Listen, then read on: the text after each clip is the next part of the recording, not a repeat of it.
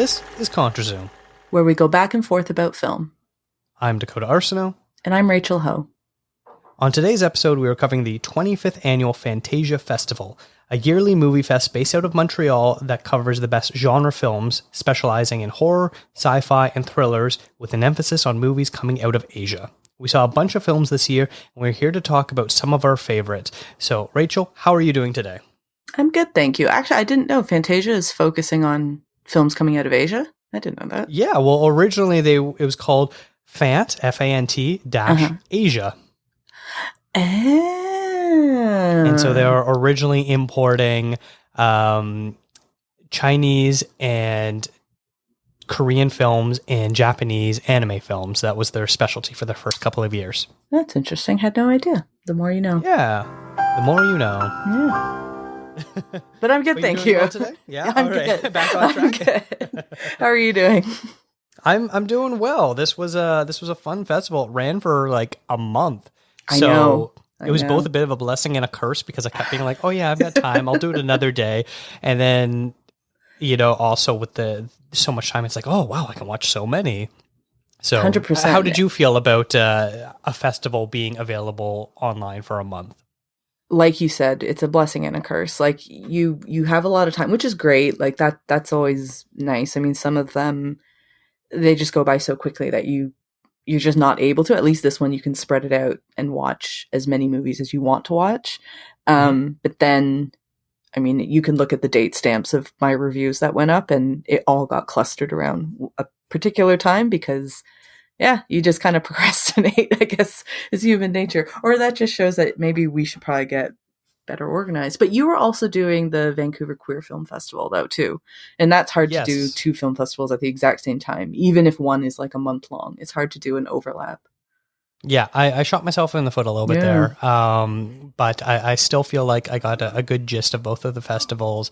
But yeah, luckily, like if they were like sort of like both 1 week festivals or both like slightly overlapping and short festivals, I don't think I could have done both. But because Fantasia was basically a whole month, I watched a few, stopped, took a break, only did Vancouver Queer Film Festival films, and then I went back to Fantasia Fest.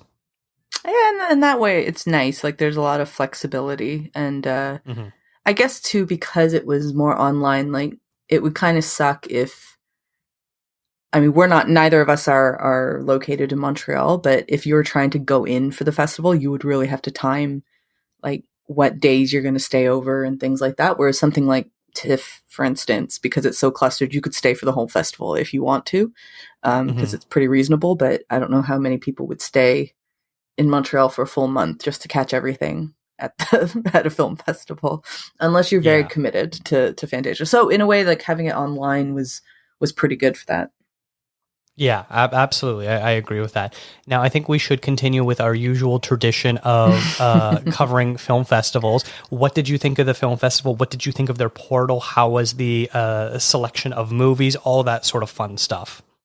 I like the portal. Again, great setup. It was very clear. I think one of the more, I don't want to say it's annoying because I think if you were organized, then it wasn't a huge deal, but they did have quite a few movies that were so they had a section that were on demand, or there was a section of movies that were scheduled. So there were only particular dates that you could access them.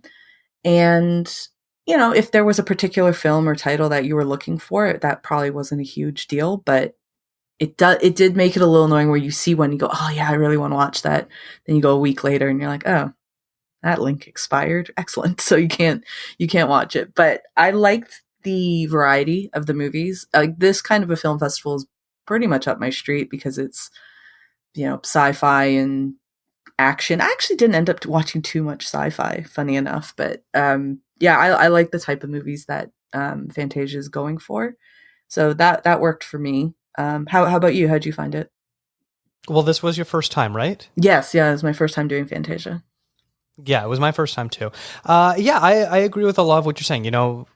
As far as the certain time frame that some movies were playing. That obviously was a bit frustrating when you're at home and you're like, but this festival's for a full month. But then if you're thinking of like, if I was in person going to this festival, I'd have maybe like 2 screenings, a chance to see it. And if I didn't have the time or I was seeing something else, then I'd just be SOL sort of thing. So like, I kind of get both sides of it, but like when it's almost everything is online, it's a little frustrating. Then like, oh, I wish I could have seen that. Yeah. And then of course there were some movies that were only playing in person. Like they did a special preview for the Suicide Squad. Yeah.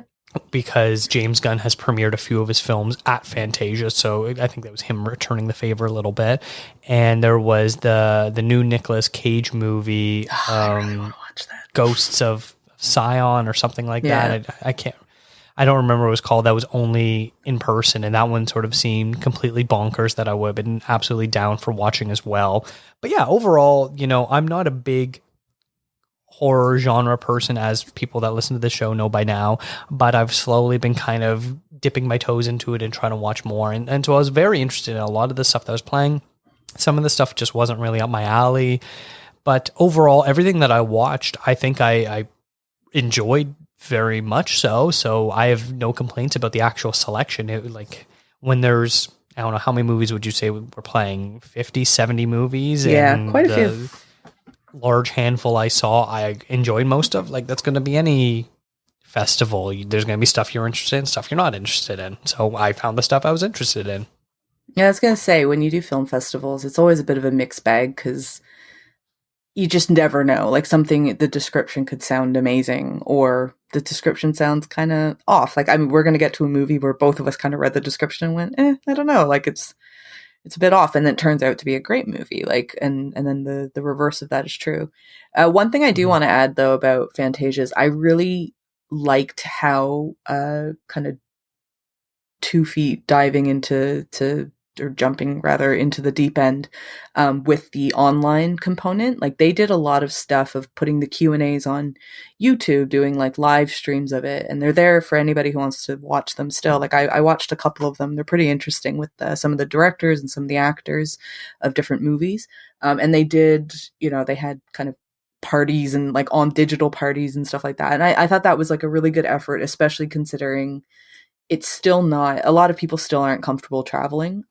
So I thought they did a really nice job of trying to make it as interactive as possible, given the online component. So I think really cool of them to do, because I don't know if any other film festival has really done that quite as to the extent that they have. Not the ones that I've done anyways. Obviously there's a ton of film festivals in the world, so hopefully other ones have done the same thing. I wonder if it's because they've probably screened multiple movies about deadly viruses where they ravage the world and there's too many stupid people that just don't listen to the experts. That's true. I was just on Reddit reading some stuff like in New Zealand of all countries of people just not following the rules or doing what's best for everybody. So yeah, it's very true. I don't know if they meant to do that. Like if Fantasia meant to show so many movies like that, but it is kind of funny that hey, even before a pandemic, those movies were popular to an extent, like having, because they seemed so distant, didn't they? Like they didn't seem very real. And now they're too real, quite frankly. Yeah. So I figured we should probably get started talking about some of the movies. We broke it down into different categories. The first category we're going to talk about is movies that we both saw. So this way we can have a little bit of a dialogue and go a bit more in depth if we need to. As opposed to just one person talking at the other. Once upon a time, there was a girl. She came upon an enchanted castle made of glass. Only people who remembered their names could enter there. We gather in thanks for our sanctuary from the shred. In a world of madness, we have found order. So the first one that we're going to talk about is Glasshouse, which is a movie where we actually interviewed the director, Kelsey Egan, heard a couple shows back on Fantasia Fest interviews. So make sure you go and check that out. There'll be a link to that in the show notes as well. But yeah, this was a South African movie where it's really hard to pin down the genre because it really does a little bit of everything, but one that overall I was very impressed with how the director, Egan, managed to maintain a tone throughout that was so unique to this specific film that I can't really think of anything that it's really comparable to. And I was really impressed by it overall. What about you? Same. I really enjoyed that movie. I liked the concept, but the mythology that she builds behind it. It's very creative, and these days it's tough finding a unique film in general. Like, you don't see those too often. And some of the things that I liked, that in particular that she said in our interview with her, was like, she doesn't want to talk down to the audience. She trusts that the audience is smart enough to put the pieces together. And her film is very much so that. Like, it's intelligent, it's clever, and it's got that thrilling component of not a whodunit, because there isn't necessarily a whodunit, but there is a lot of mystery and intrigue involved as well. So it keeps your attention the whole time. I really enjoyed it. Mm-hmm. And it's got some really phenomenal performances from its mostly young cast as well. And I think what people would appreciate about this movie is, much like we were kind of joking about, maybe Fantasia is good at the internet stuff because of screening pandemic type films. So this is a pandemic set film. So it's about an airborne disease that ravages people's brains and makes them lose their memories. Basically, we don't really know what the end state of someone is, other than being a shell of their former selves. But it's about this family with a matriarch, and there are 3 daughters and a son. The son has been afflicted by this airborne disease, but he still is sort of there. And then they encounter a young man who ends up being saved by one of the daughters and brought inside of their house, and all the family secrets sort of come out. And I think what's most interesting about this is, at the end of it, you can have a really good dialogue about what the film means, what actually happened. So much so that after we finished interviewing Kelsey Egan, she was asking us what we thought actually happened at the end of the movie, which I thought was pretty funny. It's cool. I mean, those are the best movies, I think, the ones that get you to keep thinking about them and keep talking about them afterwards. Off the top of my head, I can think like Inception is one of those that I mean, most Chris Nolan movies, I think, drive a lot of conversation afterwards of what actually happened. And I think that's a good trademark of a good movie, I think, is having something that once the screen fades to black, the conversation doesn't stop, and one that you can keep thinking about too. Like, the aesthetic of the movie is something that for some reason pops into my head quite often since we've seen it. I really liked it. Like, I liked the actual glass house that they used. That was in South Africa. They filmed it, and even the clothing that they wore, and the different, the face coverings, like the helmet, the plastic helmet thingy, like the beehive helmet that they fashioned. Those things are, I enjoyed like every aspect of the movie. I thought it was really, really well done. And I'm excited to see what else she does. Like, I think she'll definitely be somebody that whenever I hear her coming up with a new project, like, I'll definitely check it out. Yeah, absolutely. So the next one that we both watched was a Japanese film called Beyond the Infinite 2 Minutes. And this was one that, reading the synopsis of, didn't really intrigue me too much, but you had watched it and you were like, you should probably check it out. And I'm so glad that I listened to you, because this movie was bonkers in the best way possible. It was so funny and imaginative, and it's almost difficult to describe properly without it sounding too weird in a way that's not interesting. But basically, it's this man who owns a cafe and he lives above it, and he goes into his room after work one day, and his computer turns on, and it's him 2 minutes from the future talking to him. So he leaves his apartment and goes down to his cafe, and then the cycle repeats itself. He sees himself go into his bedroom, so he starts talking to him, basically reliving that scene. And it's basically shot in a way that looks like one take, so something like 1917 or Birdman or something like that. If you really know the filmmaking aspect, you could see the cuts, because every once in a while they would basically pause for a second on like a plain white wall or a door or something like that, and it's very clear that's where they're doing the cut, the hidden cuts for it. But yeah, then his friends get involved, and they bring the computer downstairs and put it in front of the TV, and it creates like an infinite time loop sort of thing, and it just gets weirder and weirder as it goes on. And mostly it's so impressive how they managed to film this. Like, I have an idea in my head how they did it, and they kind of show you in the end credits, But I'm curious, was that something that you were focusing on when you were watching it, or were you just so immersed in the plot? Definitely the former. So I recommended it to you, but I have to like put my hands up and admit that I watched like 10 minutes of the movie and I kind of checked out. I was like, this isn't really for me. Let me just watch something else. And then as I was looking, I thought, I thought I'll read some reviews on it, and everybody was so like glowing about it. Everyone just had the nicest things to say about it. So I thought, I'm missing something here. Give it a shot beyond 10 minutes. And I went and I'm so glad that I went back and I stuck through and to watch the whole thing. Cause yeah, I was really intrigued by the filmmaking. I thought it was really interesting to me, like in terms of the organization that's involved in it, the level of rehearsal that they would have had to have done. The end bit, the little package of behind the scenes, it just fascinated me. Like I loved to see the little bits of how they did it. And, like there's one kind of the climax of the movie. It's really interesting the way that they shot some of the effects, if you will. Like they're all practical effects and things like that. But also too, the story is like it's very funny, and it is silly. Like I'm not gonna lie, it's a silly movie, but it's really, really delightful. I think that's like the best word that I can use to describe it. And you said it really well too. Like it's not one that when you read the description of it, it's not the most, it doesn't sound like the most compelling movie, but you and I talked about it too. It's like, we don't know what we could have written to make it sound more compelling, because you don't want to give the whole story away either. Like you don't want to, you want to save some stuff too. So it's a difficult movie to describe, but certainly I think if anybody comes across it, whether it's at a film festival or I don't know if it's on VOD or something like that, definitely check it out. It's not very long either. I think it's I want to say just over an hour. It's like 70 minutes. Yeah. So it's really worth your time. It's especially for people who are interested in how films are made. I think it's an incredible movie.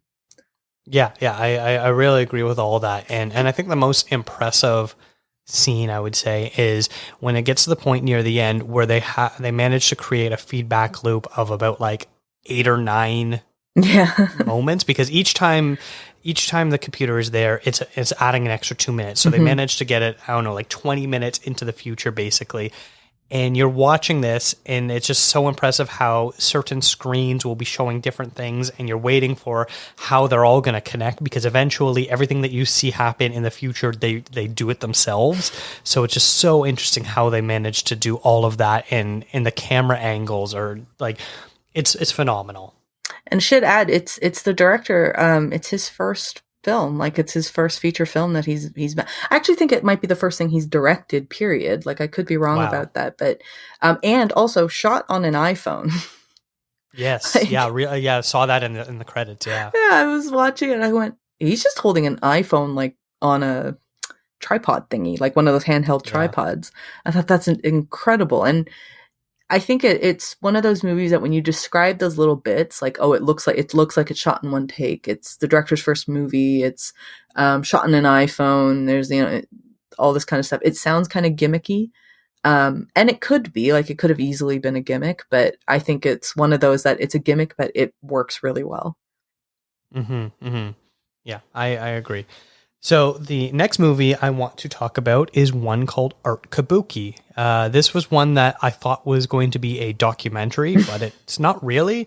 It's basically a filmed theatrical production of a Japanese kabuki show. And for anyone that isn't familiar with kabuki, it is sort of this marriage between song and dance and performance, and it's very unique to Japanese history, where they have these very elaborate costumes and makeup. And it started out as an all-female thing, and then women got banned from it, so now it's an all-male thing. And so you have men playing both the male and the female parts to great effect. But yeah, so I thought this was sort of like a behind-the-scenes how they put on a kabuki show, but no, this is literally them just kind of putting a greatest hits package together of some of the more popular kabuki performances and stories together into one film. and using a whole theater to really sort of immerse us, because they're able to really do more with the lighting and the sound and everything like that, and do super close-ups of the performers and the musicians on stage and all that sort of great stuff. And so this was something that I was expecting one thing, and then it ended up being something completely different.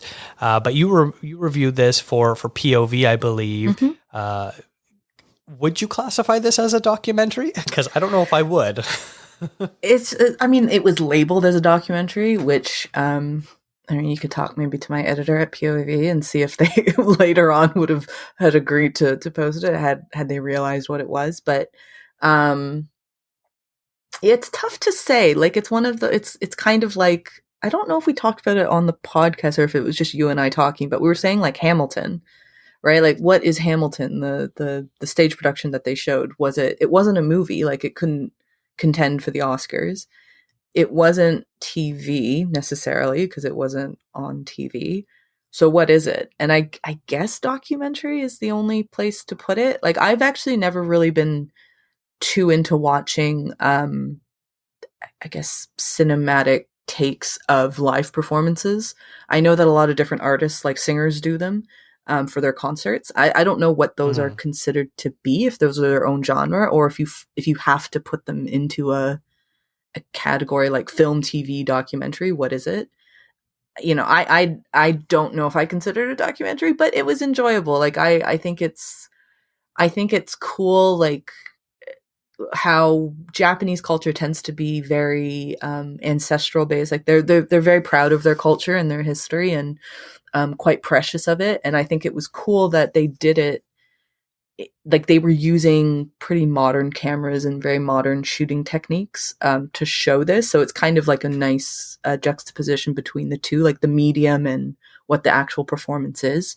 And I mean, given the state of the world right now, most of us aren't traveling, and especially internationally, when most of us aren't traveling. So the next time that you're going to be able to go to Japan might be next year, might be 2 years, might be, who knows, like how long it's going to be from now. So it's kind of cool that there's an opportunity to watch something so distinctly Japanese that you're able to just watch it on TV. I mean, that's or in a movie theater, however they're going to air it.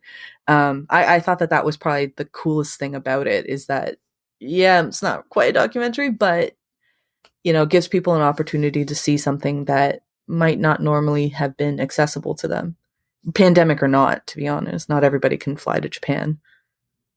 Yeah. Did you have a favorite performance of the film?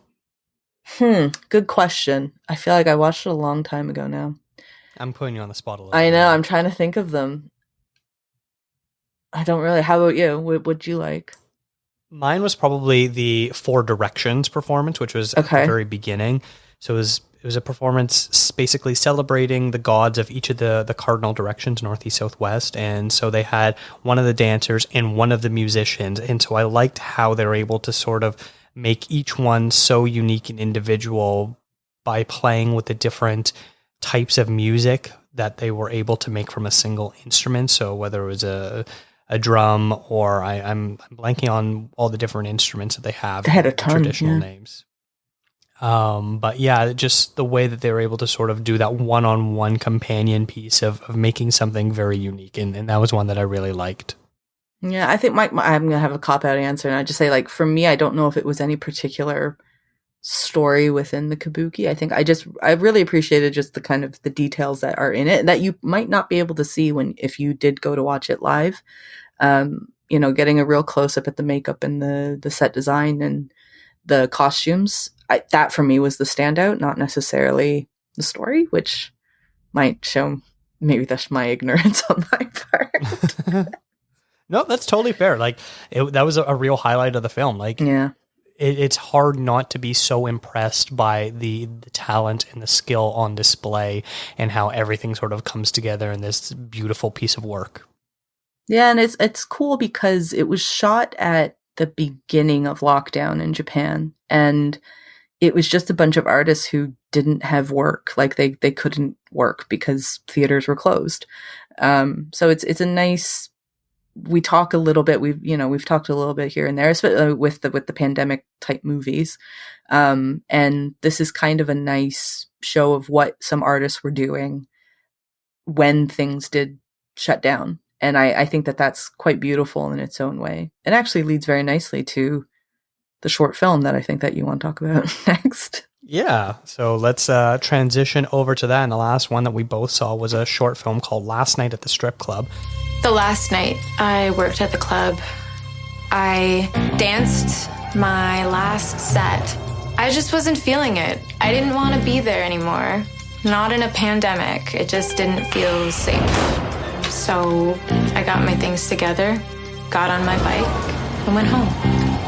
2 days later, the club was closed. It is actually a CBC-produced documentary short about a woman who was working at a strip club as a dancer, and then when the pandemic hit, she sort of had to reevaluate what she wanted to do in her career and how she wanted to move forward, both in the sex work world and in general. And this is a documentary that's only 11 minutes long. And the reason why I really wanted to watch it is it was actually, the cinematographer was a friend of mine from high school, Nina, who I've seen her do music videos for an artist I'm a fan of, Ralph, and I'm so proud of her, all the work that she's been able to do. And so it's really awesome that her short was playing at this festival as well. And so I recommended it to you. And in the end, I think like we were both like really impressed with like the quality of this documentary for being 11 minutes and what a picture it paints.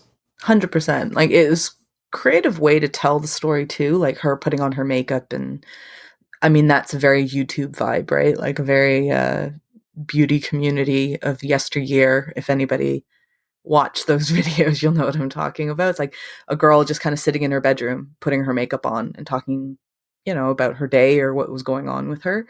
So I like that angle. I love this. I don't want to call it a trend because I hope it's not a trend. I hope it's here to stay. I love the new approach though that media is having towards sex work.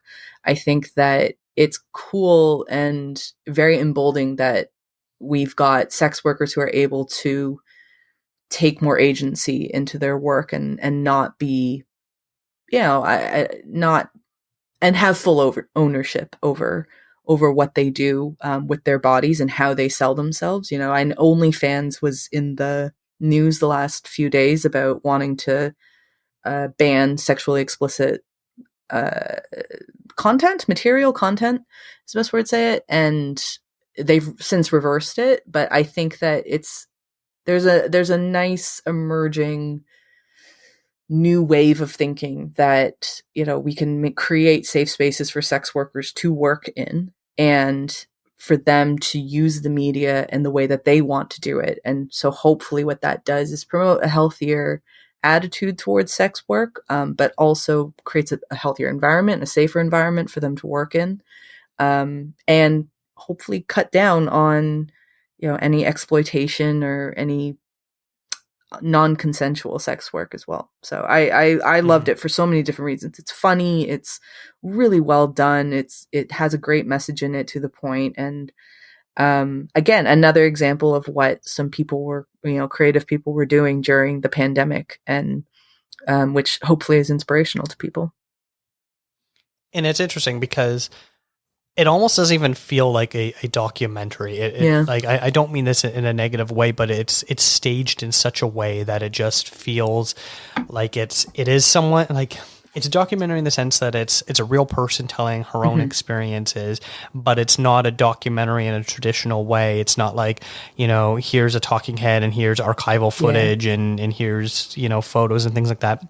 It's recreation, which is a form of documentary, but her doing a mock YouTube tutorial of her getting into her stripper character, basically telling about her history, and then talking about her last day on the shift. And it's a recreation of her playing both the stripper and the skeezy male customer and things like that. So it's a very, very unique documentary that doesn't feel like a documentary. It's actually streaming on CBC and CBC Gem right now for free. So I will link to that in the show notes for people to check out. But like, even if my friend wasn't the DOP on this, I would have been blown away by this cinematography, because it is a gorgeous film to look at.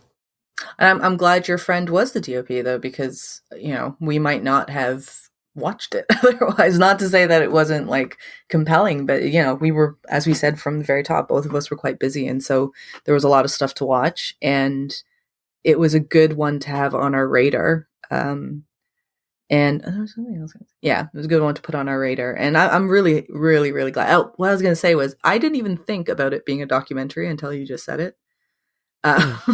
In my head, I was like, oh, it's just a short film. Like, obviously, it's real. I know it's based on real events and real people. The person in the film itself, but it never kind of clicked to my head that it is basically a documentary, but it is very much so a different type of documentary. As Art Kabuki is as well, but Art Kabuki is questionably a documentary.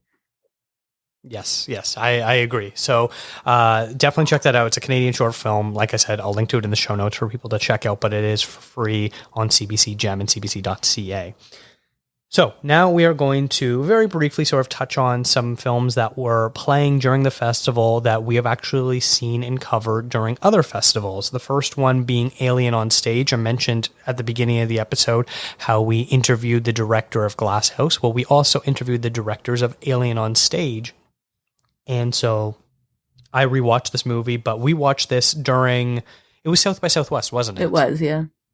Yeah, so it's kind of nice when you start to see the same films pop up, especially smaller, more intimate films, where it's almost like, yeah, good for you for being able to play for more crowds, and hopefully you get an audience there. But yeah, for people that haven't seen Alien on Stage, it follows a group of bus drivers in rural England who decide to put on their yearly theatrical production. And in this one particular year, they do a recreation of the film Alien, and how it became a bit of a cult phenomenon in London, and ended up playing in the West End Theatre District as well. So just a fun, happy, heartwarming little documentary about a little theater group that sort of could. Absolutely. I was really happy to revisit it. I think it was, for both of us, it was one of our favorites coming out of South by Southwest too. It's a unique idea, and the people in it are just so, captivating, and you just want to be friends with them. And it's such a great underdog story of a group of bus drivers in Dorset who do Amdram, and they were staging this play that one of the sons wrote, like one of the actors' sons wrote it. And they were doing this thing, and then it just kind of happened to catch the eye of two young women, and who had filmmaking aspirations themselves, and they made it into a documentary. And then now that documentary has played at, not even just in North America, but it's like been around the world. So I think that it's such a cool story of the beginnings of what makes a documentary, the content of the documentary, the subject, to where it is today. So, it would be so cool to see where it goes in the future. And I'm interested, similar to Kelsey Egan, I'm interested to see, where Danielle and Lucy go after this. Like, if they're going to keep doing documentaries, or if there's features in their future. Like, I love a story like that. I think it's really cool. Yeah. So much for the reason why the audience enjoyed the production of this. If you're a fan of Alien, you will enjoy this film. It starts out where you're wondering, is this going to be a bit of a train wreck, or what's happening? And the more you watch it, the more you're just like really rooting for these guys to succeed. And the appreciation that they get shown by the live crowd is just really makes you so happy for everyone involved. So the next movie that we both watched previously at another festival is Woodlands Dark and Days Bewitched. Folk horror is based upon the juxtaposition of the prosaic and the uncanny. It's strange things found in fields, the darkness in children's play. Ancient wisdoms, if you like, that have been long repressed and forgotten. I'm trying to remember, did we also watch this at South by Southwest? It was South by Southwest, yeah. There we go. My memory is fading, and I didn't make good enough notes to be able to say this off the top of my head. But yeah, this is almost like a 4-hour documentary about the history of folk horror in cinema, and how it started out as a sort of a niche subgenre of horror films in England, and how it is spread throughout the world, and what folk horror means. And it's, if you love, the history of movies and everything like that, this is like a amazing scholarly piece that doesn't feel like you're watching, some boring, stuffy professor's lecture. And so it's really great one. And you actually just ended up buying a box set that included this, Severin Films, which the director Kier Jeunesse of Woodlands, Dark and Days Bewitched is a board member of Severin Films, is putting out this giant folk horror anthology, and it includes this documentary. I told you about this, and within half an hour you messaged me back saying you had bought it, so that's impressive. I'm very particular. I think most people are these days of what physical media they buy, just because one, we have a lot of stuff. I feel like everybody's got a lot of stuff. And unfortunately it is easy just to get stuff, to pay or rent something online now. And you don't necessarily need to have the Blu-ray or the DVD. So I'm fairly particular about it. But when you messaged me and said, hey, have you looked at this box set yet? I immediately jumped on it. I think I was in the middle of doing something, which is why it took me 30 minutes. If I was at my desk right then, it would have taken like less than a minute for me to do it. But yeah, I was really excited at the idea of it having the documentary, but then a selection of movies. They mention, I can't remember what the number is now, but they say, I want to say like 200-300 movies or something like that in the documentary itself. Like they call out quite a few different folk horror films, not just in North America or in England, but around the world. And they've got a pretty good selection of films that are, if my memory is serving me correct, there's some from like Norway, there's a Canadian one, there's a Spanish speaking one, there's one from Asia as well. So I think that's really cool. And I think if anybody's into folk horror or you're into film history, I think it's a really worthwhile box set to have. I don't know why I'm like promoting it as if I'm making money off of it, but it's if you're into it, I'd recommend it too. But I love that documentary. Obviously, like I'm buying it, so I really enjoyed it. And yeah, it's cool. It's nice to have in its own kind of a very focused 3-4 hours of nothing but folk horror talk, because the history of it is so rich and very interesting as well. So, and it's a very well done documentary as well, just on top of that. Yeah. And like, I'll say this as someone who, there's a letterbox list that lists every movie mentioned in this film. And I think I've seen maybe like 5 of them. And some of them are more of like passing mention. Some of the like Midsommar and there's a couple other ones where they get a bit more of a reference throughout it. I've seen them, but yeah, I think I've only seen like 5 of them, and I was absolutely blown away by this documentary. It is so fascinating for anyone that likes listening to people to talk about film. If you're listening to this podcast, you're probably going to like that documentary. Very true. Yeah, it's very true. Because they tie like historical context in as well into the myths and the actual folk stories that are, in it. And that makes it, alone for me, like if you're a history buff too, it just makes it really interesting to see everything tied together. So the last one that I had previously seen, and you had not seen this one, was Under the Open Sky. I watched it during the Toronto Japanese Film Festival. It tells the story of a elderly man who's being released from prison after serving a sentence due to his involvement in the Yakuza. And it's him trying to get his life back on track while also dealing with all of the obstacles put in his way of someone who is a former Yakuza member and what society will or will not allow in their integration back into society. This features a towering performance by the lead actor in it, and one I was a really big fan of. And so if this does sound interesting, then make sure you go back and listen to our Toronto Japanese Film Festival wrap up of that, or read my review about it, because this is one that's probably going to end up in my top 10 of the year list, as also mentioned in our best of the year so far episode. I've raved about this movie quite a bit, and so I was really happy to see that it was also playing at Fantasia Fest. I was so sad that I missed it. This was one of those, we said it at the beginning. Sometimes you click on and then a link expires. This was one of those links that expired, and I was so upset that I had missed it again. But I'm gonna try to find a way to watch it before the end of the year. Great. Yeah. That way we can finally have a real discussion about it. Yeah, I'd really, really want to watch it, and hopefully there's a way to watch it after all these film festival runs. So I'm hoping maybe I'll get in contact with like the press or something like that. I wonder if that could do that. Yeah. See, we'll see. Yeah.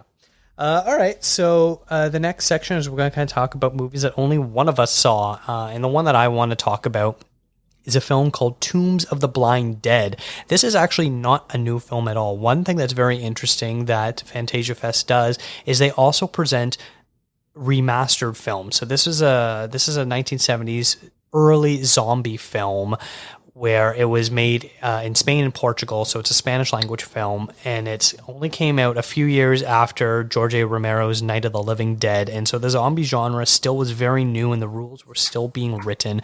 And so this film kind of got to do what it wanted to do with this zombie trope. And it was very fascinating because basically it's this tale of how some Knights Templar and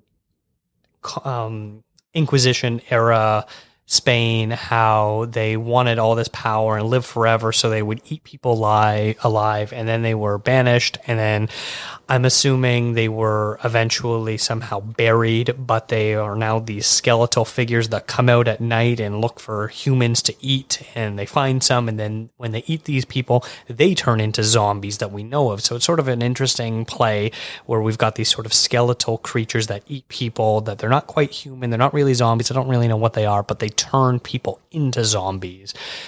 But really, the point of me watching this was sort of to see what a remastered film would look like. And it was done by Synapse Films, a company based out of Michigan. And it looks gorgeous. The way that I'm guessing a lot of movies like this, where they're sort of B movies, if you want to even call it that, exploitation flicks, I'm guessing weren't preserved very well. And in this movie, I have no idea what the original copy looked like, but they scanned the original negative reel, they remastered the audio, and it just looks absolutely fantastic, to the point where I'm very tempted to buy this if Synapse Films puts out a physical release of it, because it was so nice to look at. And also the artwork in this is just phenomenal. It's got some really great imagery, stuff that I have to assume was an inspiration to Peter Jackson in his ring wraiths in the Lord of the Rings trilogy. Obviously, Tolkien wrote about them first, but the actual look of them looks so much like the creatures from this film. So I don't know who inspired who, but definitely one worth checking out, especially if you are a fan of B films or exploitation type films, that sort of thing. I just want to add a little note about zombies, actually. So I wanted to watch this, but again, one of those things that just didn't have the time to. It only played for like a few days. Yeah, but I did an interview with a documentary director, Maya Enick Bedward. I did it for her documentary, Why We Fight. It's a short that's also on CBC, actually. And she was telling me about her future project that is called Black Zombie, and it talks about the origins of the quote unquote zombie, like the idea of a zombie.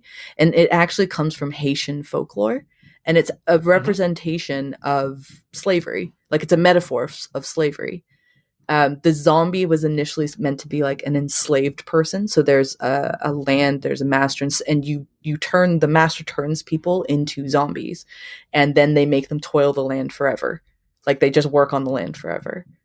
And that's kind of where the idea of it came from. And I was really fascinated by it. And I'm promoting something that isn't even out there yet. But I found it so interesting. And apologies if I butchered the story a little bit there. But from what I remember, that's what it was. And I had no idea that was the origin of what a zombie was or where it came from.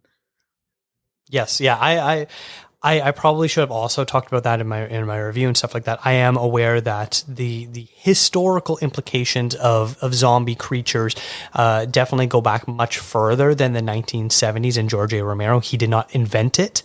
It's more so that was sort of the interpretation, the and the new interpretation and sort of mindless being sort of creature. But yes, the historical implication of zombie does go back much further, and there was quite a few, including some Hollywood films as well that came out in the 30s and 40s that dealt with that. It has to do with not witchcraft, but like hoodoo and voodoo and that sort of stuff. Yeah. Where that's where the basis of that really comes from, and just the idea behind what is a zombie has changed over time. It's fascinating. You are absolutely correct. It's absolutely fascinating to me, though. Like, I really hope, she said that she was, I think it's like going to be filmed. Like, I don't think it's just kind of sitting in the wings of production. I think it has like a green light and it's going to go ahead and be done. So I think it sounds like a fascinating documentary though, and something that I had no idea about it. And considering how prevalent zombies are to Hollywood, and the different interpretations that we've had, it would be really cool to see. So, and I think it's fascinating to watch, kind of older zombie movies, or like, you know, you guys, this is an older episode now, but I was listening to an older episode of Contrazoom, where you guys talk about Dracula, and I love that. I like going back and looking at the older interpretations of these different monsters, and how that interpretation has developed over the years to what we have them today. I think it's pretty fascinating stuff. Well, maybe we'll have to do something like that in the future. Yeah. Awesome. Well, you saw several more movies that I didn't see, but there's two in particular that you want to highlight. Which ones did you want to talk about? So leading on from Glasshouse, actually kind of a similar vein, is another South African movie called Indemnity. How are things? I took the time before I was asked, but now I'm ready to come back. You know my hands are tied until sight clears. How many times have we seen this? Guys would rather sit back and watch their lives fall apart instead of getting the help that they need. Theodore Abrams. When our units arrived, we found his wife had been murdered. It's nothing like Glasshouse, other than they're both made by South African. They're both South African features. This is a feature debut as well. The director is Travis Tott. It's a big action set piece movie. It starts out with a former firefighter who's dealing with some trauma and some PTSD, and they talk about the stigma of mental health. One day he wakes up and his wife is dead next to him, and he becomes kind of the public enemy number one for that crime, and he's on a run. And as he is on the run for his own life, and because he doesn't remember what happened the night before, he ends up uncovering like a big map of conspiracy theories and kind of government secrets. So it's a pretty cool movie. I really enjoyed the action in it. I'm a big action movie person, so the fights and the choreography are absolutely out of this world. Like, they're so good. And I should make a note here that the actor, whose name is Jared Hadold, he performed all of his stunts. Like, he did everything, which includes a 21-story drop out of a hotel window. Sorry, he doesn't drop 21 stories. I should clarify that. He is up 21 stories in a hotel building in South Africa, in Cape Town. And he's hanging from it, literally. Like, and that actually is him. And the cool thing about action movies where the actor is capable of doing their own fights and their own stunts is that the filming of it can be that much better. You don't have to do wide shots all the time. You don't have to be concerned with covering their faces, or putting bad wigs on stunt people. You can actually just film the actor doing their thing. And this is definitely one of those where the filming of it works really, really well with the fight and the choreography. And it's definitely got a 90s action feel to it. Which I say with like the highest of compliments, because I think 90s action was a real golden age. So I think we mixed the golden age of 90s with what we have today, of real stunts, like real action, real fighting. And it just makes for a really exciting film. And one of the cool things kind of coming out of South Africa right now is this breakthrough of genre movies, like things that go beyond just a drama about apartheid. And Kelsey talks a little bit about that in our interview with her. And Travis also had thoughts on that as well when I interviewed him. And it's really nice to see like a country of filmmakers, young filmmakers, a whole generation breaking out of a pigeonhole effectively and making movies that they want to see. Making movies that they were fans of. So yeah, Indemnity is a cool one to check out. It's just a great action movie. Yeah, really fun stuff. I quite enjoyed that one. Well, take that, Tom Cruise. Yeah, I just saw actually before we started recording that he has his own stunt in Mission Impossible 7 of being on a motorcycle, riding it off the cliff, and then he has a parachute and pulls his own parachute. And apparently that's him. Whoa. So maybe not take that, Tom Cruise. Yeah. Tom Cruise is like, Um, hang out a building. I did that in Mission Impossible 1. Like, give me a break. What's that? Someone is trying to one-up me? I know, No, right? not on my watch. But it's cool. Like, I like this idea of action movies being like action stars actually being capable of doing their own stunts. I mean, obviously some things we have to hold back and just like Tom Cruise, I think he does need to relax at some point. Like he's going to get I'm surprised. It's shocking to me that he hasn't been more injured in his career. But I guess that just shows like they take it very seriously and they're very safe about it, right? Like they're incredibly safe about it. Although he does have, I heard a funny anecdote from, this is going a little bit off piece here, but a funny anecdote from Tom Cruise was he was talking to, I think it was Matt Damon. I think it was where I heard it from, where he wanted to get this stunt done and the stunt coordinator was like, we can't do this. Like insurance just won't do it. So he goes, so I got another stunt coordinator. Like Cruise just doesn't care. He just finds the people who will say yes to him so that he can go out and do it. But obviously make it as safe as possible. But it's cool. Action movies are having a really nice moment right now. And I hope that this is a trend that continues on for a very, very long time. Me too. Now, what was the other movie that you want to talk about? The other movie is called Blue Whale, and I'm just going to put a little bit of a caveat here, and maybe, Dakota, you can timestamp it, but there is a bit of a trigger warning. There is talk about self-harm and suicide in this movie. So if you don't want to hear about that, or if those things kind of set you off, then maybe fast forward. I'll give it a couple minutes. Give me 2 minutes to talk about this movie. So it's a movie that is inspired by a real-life social media challenge from 2016 that was in Russia. Very unfortunate. It was a online challenge that was kind of encouraging young people to commit suicide. And it was a game that they put where they had like 50 tasks and you have to, and they start off really, really innocuous, like just,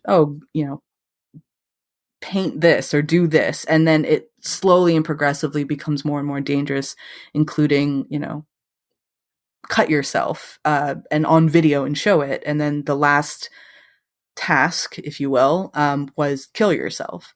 And it's a really weird, like it's a very strange challenge that came up that was very heavy throughout Eastern Europe in particular. It was never confirmed that there were people who actually did die because of this challenge, but the fact that it exists is quite unsettling. Like it's one of those movies that it's the fact that it's based in reality is to me the most disturbing part of it. In terms of the movie itself, it's what they call a screen life genre, meaning that the entire film takes place on the main character's desktop. It's done through a series of like Facebook. It's not called Facebook, but their version of Facebook, instant messaging, FaceTime, those types of things. And that's how the story's told. So other movies that have done that are like Profile and Searching, which is probably one of the better ones. Those I've been very interested in those kinds of movies because I think it's an interesting way to tell a film, especially in modern day. And this entire challenge, if you will, internet challenge. I hate calling it a challenge because it's not a challenge. It shouldn't be called a challenge. But it's pretty disturbing that anybody would come up with it to begin with. And it just shows you effectively like the negative power that social media or the internet in general can have, especially on a younger generation who might be a bit more impressionable, not to sound patronizing.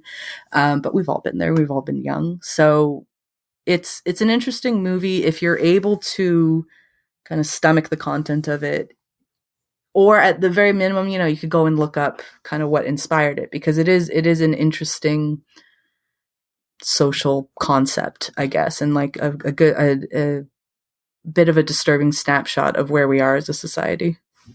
Interesting. Yeah, that was one I wasn't able to catch because it had expired as well, as we've mentioned with several of the other links. But yeah, the way you're framing it sounds really interesting, and I am a little disappointed that I wasn't able to catch it then. It's good. I mean, like as a pure movie, I can't say it's like the greatest thing ever. Like in terms of if you just want to look at it as a thriller, like there is a bit of a whodunit mystery involved in it, and that does keep you kind of engaged enough. But to me, the most kind of compelling part of it is more of just the reality that it's based on. That's more of the aspect of the film that draws me into it and why I wanted to talk about it. But as a film itself, like it's okay. Like if you're just looking at it as like, is it a good movie? Is it a good thriller? It's okay. But the concepts behind but the story behind it is more of what is interesting. And it is a Russian movie. So yeah, there are subtitles, but oddly when they're typing on the screen, all in English, which I found kind of weird to be honest. But when they're speaking, I wonder if because it was all CGI that they're able to adapt that for the international audience. Oh, that's a good point. I didn't think about that. Yeah, I didn't think about that. I thought that was really funny though, that like all the typing is in English, but when they speak, it is in Russian. Yeah, I didn't think about that. Yeah, maybe they are adapting it to thing because you're already reading it on screen. So why would you need subtitles for screen? Subtitles for this. Subtitles for subtitles. Yeah, it's interesting. But no, I mean it's interesting. If you're interested in screen life genre movies, it's like kind of it's produced by the same guy. Apologies if I butcher his last name, but is Timur Bekmambetov. That's probably a really bad reading of it, but he's been the kind of the biggest proponent of this type of filmmaking. What do you think of that type of filmmaking, by the way? Have you seen Searching? I feel like, I don't know why. Yeah, Searching I think is the only one that I've seen. I haven't seen any of the other types of films like that, like Unfriended. I'm blanking on what the other ones Profile, are. Yeah. It's a bit of a crutch, I feel like, where I don't know, like it's a unique way of making a movie. Maybe because I haven't seen enough of it, I can't really say, but it almost feels like, hey, you get one chance to make a really good movie version of this, and then after that, they're all going to be kind of derivative, and so it doesn't really interest me. I'd like a bit of a holdup for me with watching Beyond the Infinite 2 Minutes was I'm not also a big fan of like single location movies. And this movie, Beyond the Infinite 2 Minutes, only takes place in this cafe and then the apartment above the cafe because it was shot during the pandemic, so they couldn't have a big wide ranging set. So I'm not really a fan of like single set movies. I don't know if it's because I get bored or what is it, but I like a bit more variety in what I'm looking at, basically. It's interesting because like one of the big issues I have with the Screen Life movies is they do switch locations, but it's very unnatural. Like if, for instance, okay, you're trying to catch a criminal, like if that's your whole, you're trying to build evidence against somebody. So obviously you want to record them, but there comes a point where if your life is in danger, you're not going to keep holding your laptop, especially open. You're not going to have it open to your face, like to show you all the time. So that kind of takes me out of Screen Life movies at times, because it's very unnatural for you to be holding a laptop upright and running. And why? Like you would close it in real life. If you were genuinely in danger, you would close it and you wouldn't be bothering recording because you're kind of running for your life. One thing that I'll say though is with Searching, Profile, Blue Whale, Unfriended to an extent, the cool thing about those movies is they're kind of naturally, like they naturally lend itself to a screen life. Like it's not like, it doesn't feel that forced. There was one, actually, I think it was at South by Southwest that I didn't manage to catch. It was an updated version of Romeo and Juliet, and they did that as a Screen Life movie, and I was really curious to watch that one because that to me doesn't seem like it fits naturally. Whereas Blue Whale is about a social media kind of apparition or whatever, like something that happened online.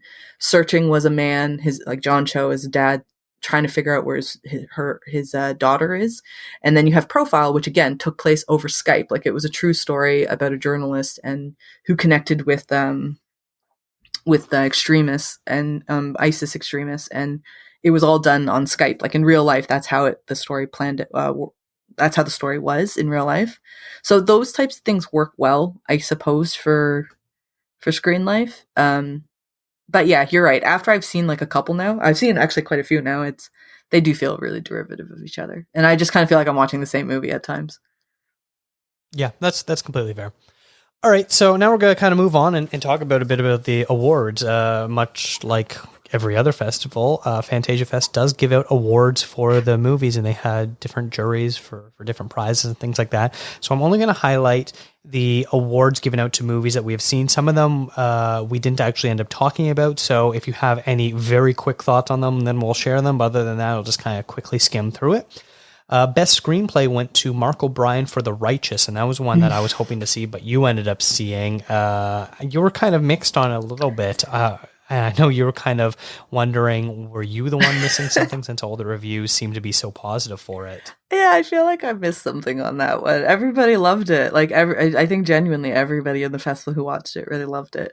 I think it kind of is kind of like The Green Knight to me. Like, technically, it's a great movie. Like, I see it. It's beautiful. The way it's shot is really cool. It just didn't really connect with me. But it is, like, I can objectively say I think it is a good movie. It's just not one for me. I will have no slander of The Green Knight on this podcast. Objectively, Green Knight is a great movie. I can understand. There we go. It is objectively great. And then another movie that you saw that I didn't got 2 awards, and that was Hellbender. It won Best Score and Best Actress for Zelda Adams.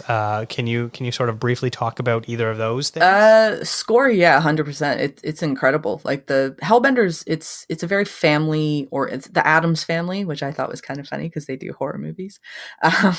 They are like some other husband, wife, and daughter team, and they literally make the whole movie themselves with the help of some other people to do practical effects and those types of things. But in general, they write and direct and act and score and film it, everything themselves. Hellbender is a very micro budget indie horror movie that I know will have a lot of fans. A lot of people will like it. Zelda Adams, I think that's the mother, or no, is that the daughter? No, that was Izzy, the daughter. It's the daughter. Yeah, she's very, very good in it, actually. Yeah, she is very, very good in it, and good for that. I think it's cool. Like, I like. I mean, you might get the trend here. I like underdog stories, so I think it's cool that there's like a family out there who loves making movies together, and they do genuinely do it themselves. So I think that's pretty neat. The score is incredible though of Hellbender. I actually, if they put that out on vinyl, I would take that. Nice. Only on vinyl though, because I am like only on vinyl, obviously. We were talking about earlier. You're mentioning a limited amount of physical media that you own. There is no limit to vinyl. No, vinyl is but it's particular though, right? Like, you want to have particular things on vinyl, and Hellbender's score would be excellent on vinyl. So check out my other podcast, I was going to say, where I interview people about their record collections. Quick plug. Yeah, quick plug there. So then another film that won 2 awards was Beyond the Infinite 2 Minutes. It got a special mention for the New Flesh Awards for debut films. Love that title. And it also won the Audience Award for Asian Feature.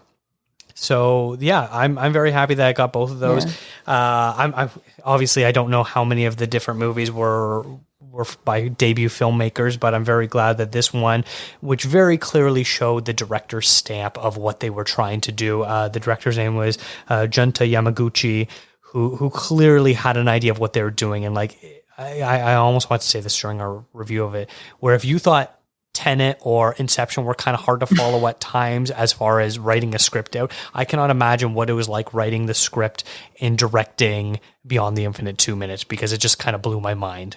I think that's the cool thing about that movie is like all of it together, like even if it was an experienced filmmaker, you'd be like, wow, that's really cool. Like, that's really neat.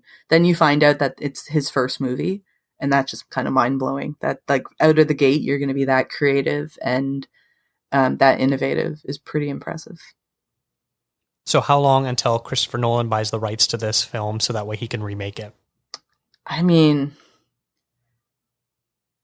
now I'm trying to think of like a Chris Nolan movie like this. That would be like Leonardo. Obviously, it'll be an action film. Yeah, and there would be like some weird Russian gangster coming in with a really bad accent. No offense, Kenneth Branagh, but no offense. You're a great actor. But yeah, no, that didn't work. But yeah, I could see Chris Nolan doing that. He totally did. Like, didn't he I don't think he bought it. I think he just kind of copied it, but the Paprika, that's basically Inception. So I don't think he bought the rights for that. So yeah. Nolan his next movie just might be about an infinite time loop. Yes. And then the last one that won an award that we saw was Woodlands, Dark and Days Bewitched, won Best Documentary for the Audience Award. So as we have both raved about this movie on multiple podcasts now, this is really one that you should see, and you can pre-order it on Severin's website, and it looks really cool. If you don't want to spend, I'm not going to announce how much you spent on that box set. I'm guessing you didn't get the like crazy one because that was for US residents only. Well, okay, so yeah, there's two box sets. There's one that is just the DVDs, and they include CDs as well, which made me kind of laugh because like, you can have the score, and I thought I don't have a CD player anymore. But they have another collection, which is the box set plus there's like a plate, I want to say, and a movie poster, and I think a book as well. I could be wrong, but I think I think I get the book as well. But it definitely has like more. It has more stuff, and it's right now they're saying it's only available for US customers because you have to pay. You can't bundle them together. You have to buy them separately, which I actually find kind of odd. And so meaning you can't tack the two shipping together. If you're in the States, you can't just put the two shipping costs as one. You're going to get charged shipping on both. But if you want to ship it internationally outside of the States, they say it's fine, but you have to email them and shipping will be $100 US. So I did not do that. I did not do that. I will say almost a third of the cost. It's ridiculous. Actually, I do find it a little bit ridiculous, but yeah, I mean the shipping I paid I think I paid $30 for shipping, which is already like, I hate paying for shipping like that, but it just shows how much I wanted it. Yeah. Well, it's a shame that we're no longer in the same province because I definitely would drive to your house and steal it. Yeah. Like I said too, though, that this is what you get. This is what you get for leaving. Yeah. That is completely true. But that wraps up our coverage of Fantasia Festival 2021. If you haven't already listened to episode 161, Fantasia Fest interviews with the directors of Glasshouse and Alien on Stage, make sure you do so. As I've said, that will be in the show notes. There's also going to be links to all of our reviews that we have done throughout this festival and different things that we've sort of talked about. I'll try to remember to include everything there. But Rachel, what have you been working on and where can people find you? You can find all of my stuff at rachelcage.com. I did all the reviews for all the movies that we talked about and some extra ones as well. And I have an interview with Travis Tott, who directed Indemnity, that I'm posting up probably tomorrow morning, actually. So by the time this episode goes live, it will be there. So you can go check that out. Great. Yeah, I'll make sure to include that in the show notes for people to check out. Now, you can follow the show on Instagram, Twitter, and Facebook at contrazoompod. And if you watched any movies during Fantasia Fest, let us know your thoughts. Send an email to contrazoompod@gmail.com. Thank you to Eric and Kevin Smale for the theme music and to Stephanie Pryor for the logo design. If you like to listen to your podcast on YouTube, we do post all episodes there as well. Thank you for checking us out.